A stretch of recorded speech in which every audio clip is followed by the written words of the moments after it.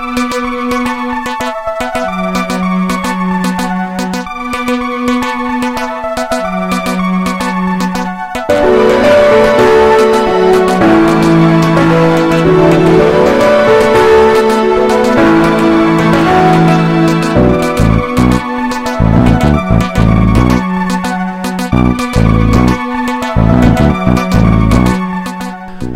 fourth symposium on corporate culture and spirituality took place on the 2nd and 3rd of December 2007 in the European Parliament in Brussels.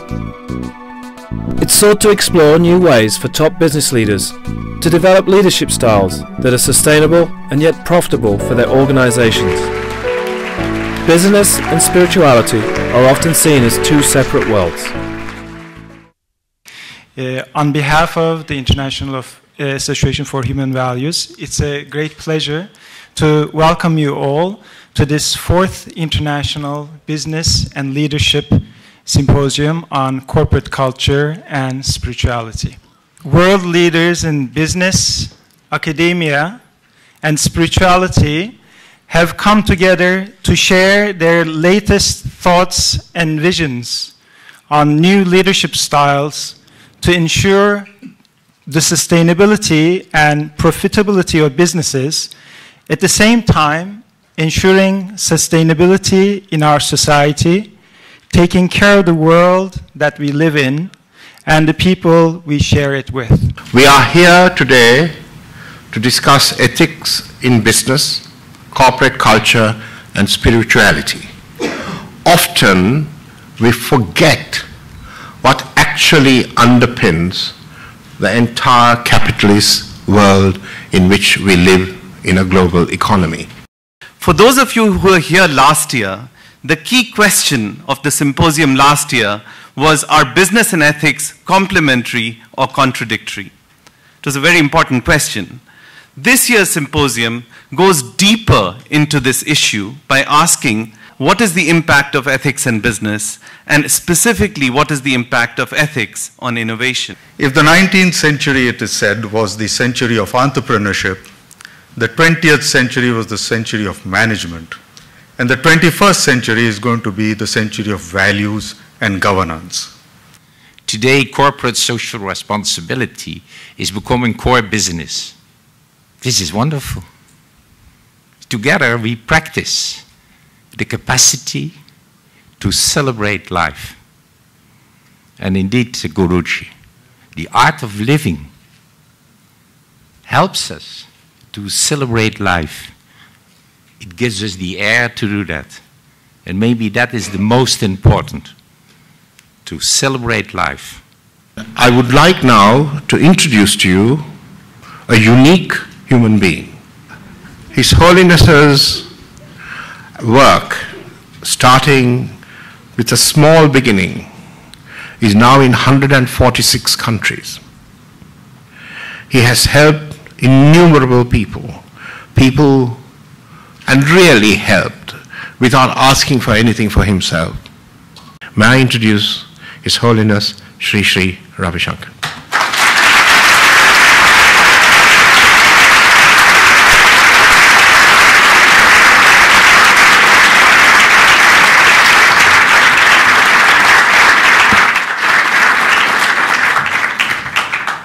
Thank you, Neeraj. Neither business can flourish when there is fear, and only fun can replace the fear. Today, where people are losing trust because they are afraid, there is fear. It's the other way to look at it. On one side, you can look at the 20-euro note and say, I trust, or $20, and we trust in God. You know, trust in God has remained in the dollars. I think the time we put it from the heart to the dollars, it has remained, and it's going down. As the dollar is going down, the trust in God is also going down.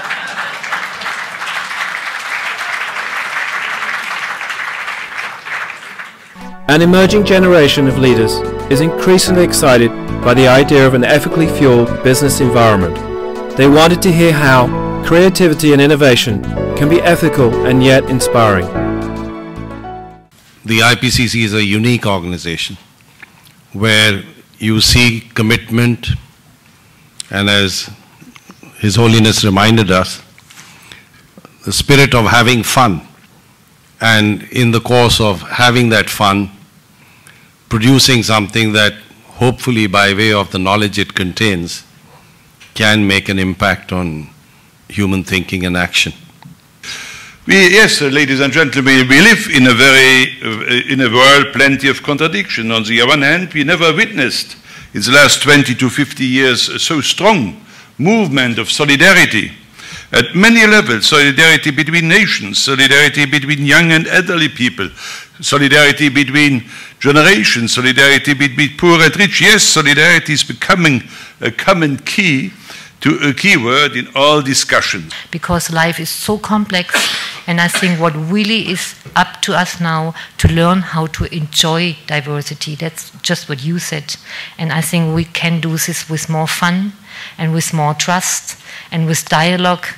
Getting our values right today is not a sort of add-on feel-good factor. It's a condition for the survival of our civilization, economy, society. So best corporate practice demands best policies on the national and international level. We have to get involved and work for them. Otherwise, whatever we do in our businesses or as individuals, however worthwhile, is going to be too little too late. As the founder of transpersonal psychology, Abraham Maslow, said, it's very hard to practice values like generosity, love, reciprocity in a society whose rules, institutions and information streams are supporting lesser human values.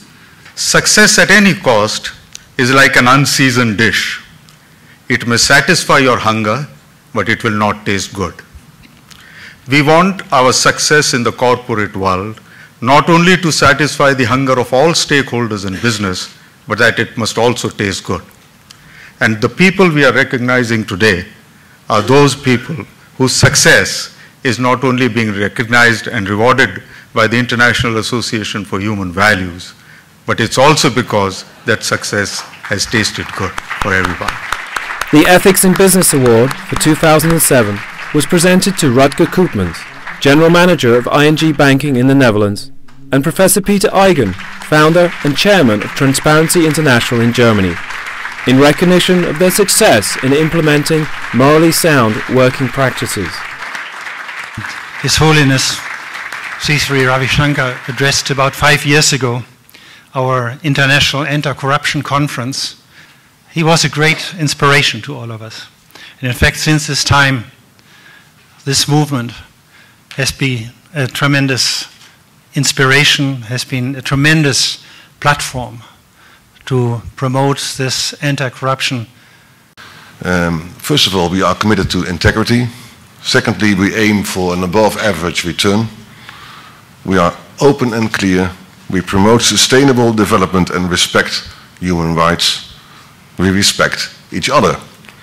And we are involved in the communities we operate in. We need to care and share. So replace the corruption, communalism and communism from compassion, commitment and caring for the people. We need to bring the responsibility to every corner of the planet.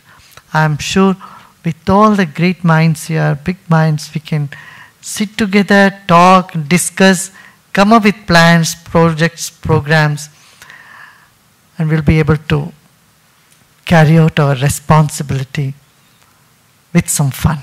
Thank you.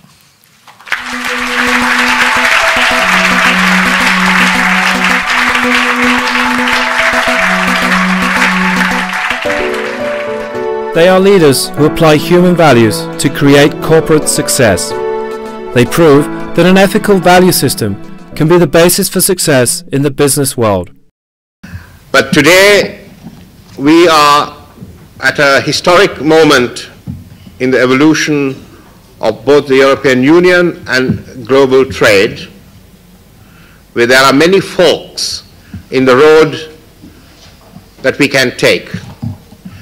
And Guruji has understood this more than any other human being that I have encountered.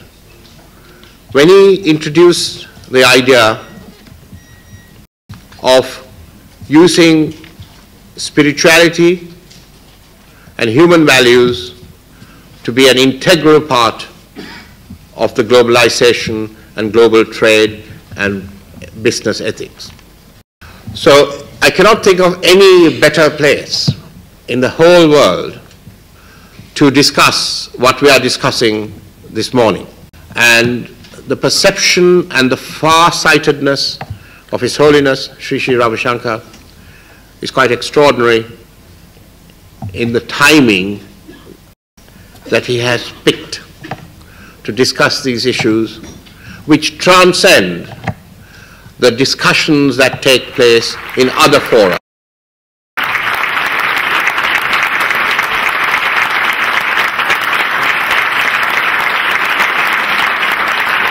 So today in the globalized world, everything goes around.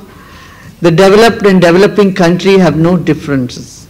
In this scenario, it's very important here we are sitting in European Parliament, the biggest amalgamation, I would say, of all the nations of Europe. Its influence is not limited to Europe. It cut across the borders. Actually, real globalization has begun here, as Honorable Neeraj Deva has just mentioned. You know, the only transnational parliament. And I'm so happy to see these young minds who will inherit the planet in the coming years. And these young minds, young people from around the world sitting and thinking what type of world we want to have, what type of world we are inheriting, a world which is suffering, which is depleted of resources, which is corrupt with, bankrupt with moral values and ethical values, or a safe, beautiful planet for everybody. The direction of this conference would take a much meaningful course when we see that there is globalization of wisdom is essential today.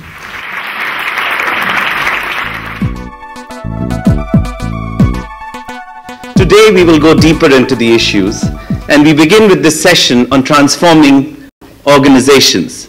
We know in today's globalizing world that organizations face tremendous pressures, and innovation is surely critical. The core question before the panel is what role ethics can play in this. In times of globalization, corporations have become too powerful and therefore have to take on an active role with respect to the social dynamics. And spirituality at the end is humanity and means people. And I think we find not a complete organization to control ethics. And that is also the question, what is spirituality? And then we can come to the king and the boy.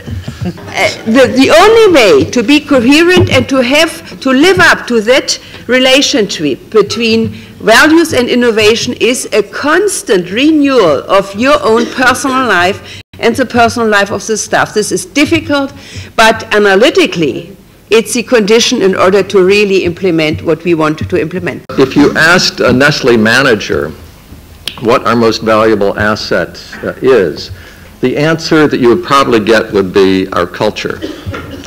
We see the ultimate aim of our business as contributing to well-being, and the well-being of individual and the well-being of society. Business leaders are human beings, most of them. They want to do well and they want to do good. So the concerns, I mean the typical concerns, ethical concerns which have been developed and raised are concerned with the environment, with discrimination, racial, sex discrimination in employment, bullying, and corruption, of course. People, they're searching for security, for fulfillment of meaning, and for values, even values within their company. So that means for these people, sometimes the company is like a second home. And when talking about corporate culture, I have to say this is by no means an easy task, since you have to balance the success of a company with value-based corporate culture. And if you take that seriously, then it's not just simply the development of a vision. You have to go far beyond that. We talk about in the Gita, we say Sarva Bhuta Hite Rataha, for the benefit of all. Gandhi said you want to enjoy, renounce and enjoy, you will enjoy more. Tena taktena bhunjita. Everything belongs to the Lord. You renounce, you will enjoy. Now these seem contradictory, but leaders are getting this message. We are seeing the edge of leadership where we are seeing the failures of leadership, but we're not seeing the successes of leadership within organizations. First of all, I will talk about ethics in business being the only profitable way to go. And secondly, what I would like to leave with you is the notion that you can lose your reputation only once. And I haste to add, only that will be remembered. Everything you did before will be forgotten. And my third key message I want to leave with you is that ethics should be part of the DNA of employees. In a world where the corporate scandals have been thrust into the spotlights, ethics seems to have taken a back seat. It is evident that corporate success can only be owned through integrity and service to others and instilling the importance of ethical standards. Over a period of time, we have developed a firm belief that our company's future depends on our employees. Hence, they are the key stakeholders in our company's success. We do everything possible to make sure that our futures are bright and rewarding. Their work in environments are professional, caring, and yet challenging, while their personal lives are happy and joyful. Sustainability has to do with our impact on nature. A, the quality of the impact, and B, the time of the impact. You know, how soon and how long will we or our children or our grandchildren feel this impact on nature?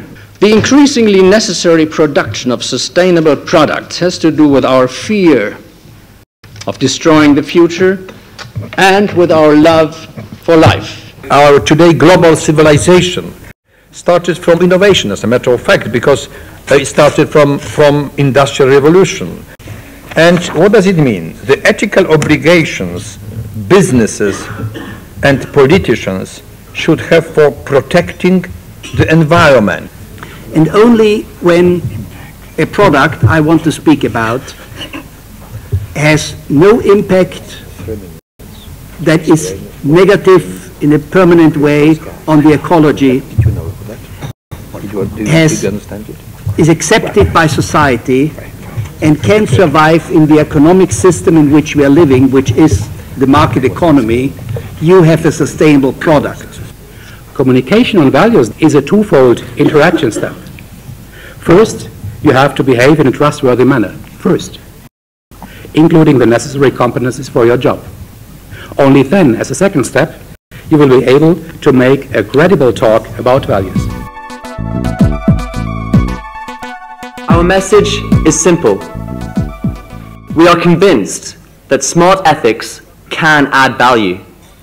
If business is about profit, then understand that ethics can be profitable. And we, the youth of today, are worried about our tomorrow and the tomorrow of future generations. Economic growth is important, but not at the cost of environmental degradation. What prevents us from creating a stable and balanced environment that would stimulate ethical behavior? It is stress, it is fear, it is a lack of appreciation, and above all these things, it's a missing sense of belongingness. This entire world is, like I said, evaluating this youth's potential by their academic skills or by their age, and I need to set up an enterprise on my own, which never employs anyone by looking at their academic skills. And today, when I look back, we've employed approximately 500 employees, and I swear that we haven't employed anyone looking at their Mars cards today.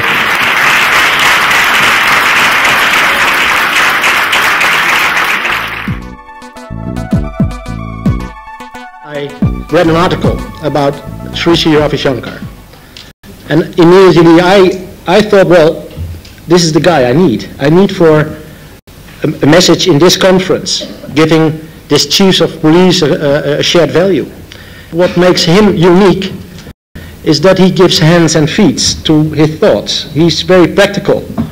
And that's what we are. Policemen and women are practical people trying to get things better by doing. And we need a lot of help by doing that.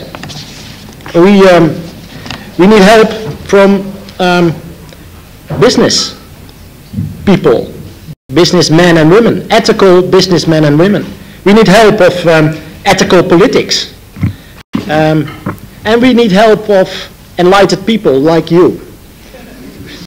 And then I keep on dreaming, a police-free society. From my point of view, education and training at universities is a critical factor for corporate social responsibility adjusted behavior in companies.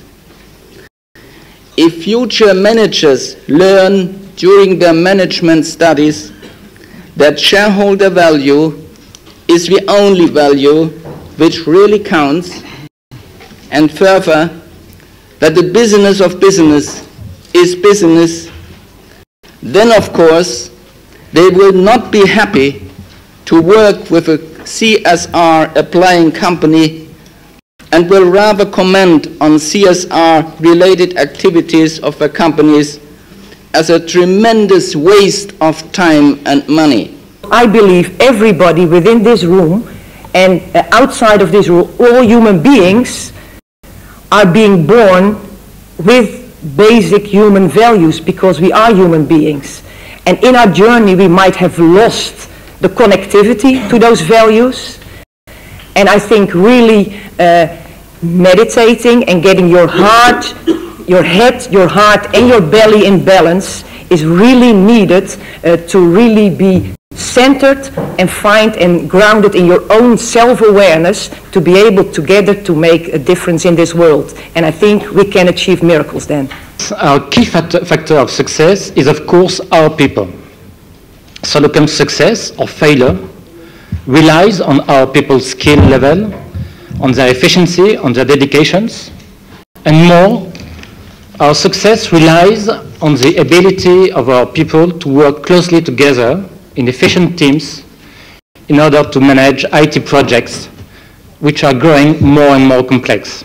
You know, the business consulting is quite a demanding work. It's really a tough job.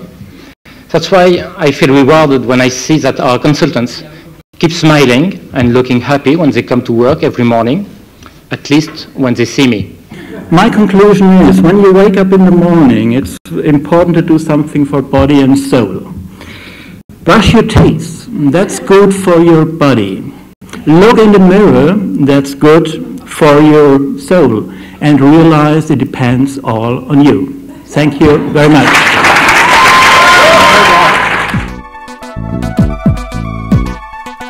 The success of the business is no longer defined in terms of profitability. It has to be defined in terms of a combination of factors. So the stakeholder is not only the shareholder, but the labor, the nature, the society, all of them, their welfare we have to maximize. We will not get this CSR space right unless it is driven internally by our own value system. It needs to come from within, it needs to be pushed from the top, and it needs to be part of what everybody in the company is doing in their day-to-day activity. It needs to be part of the questions we ask ourselves. The challenge for us in the spiritual world is also whether we can say the questions that are being asked here to the business world, is it compliance or is it conviction? That means when we engage as people from different religions in the dialogue of religions, is it because it is politically correct? About 7 or 8 years ago when we met, Your Holiness, when we met together, I felt this compassion and love that has moved millions of people, and I started to understand and to feel But today I can say, I need you. We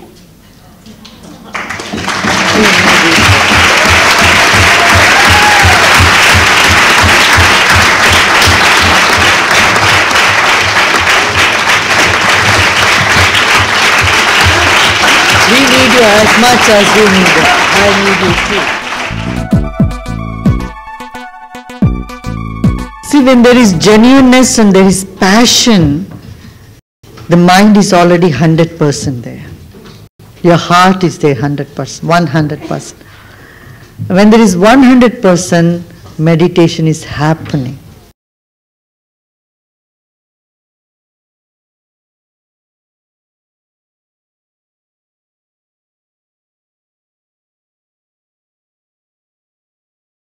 Now, conferences like this would turn the wheel around. The innovations had to come where there is ethics. Often we think that when there is ethics, when there is principle, you don't need innovation. It's all set. It just have to go the way it is. But we need innovation.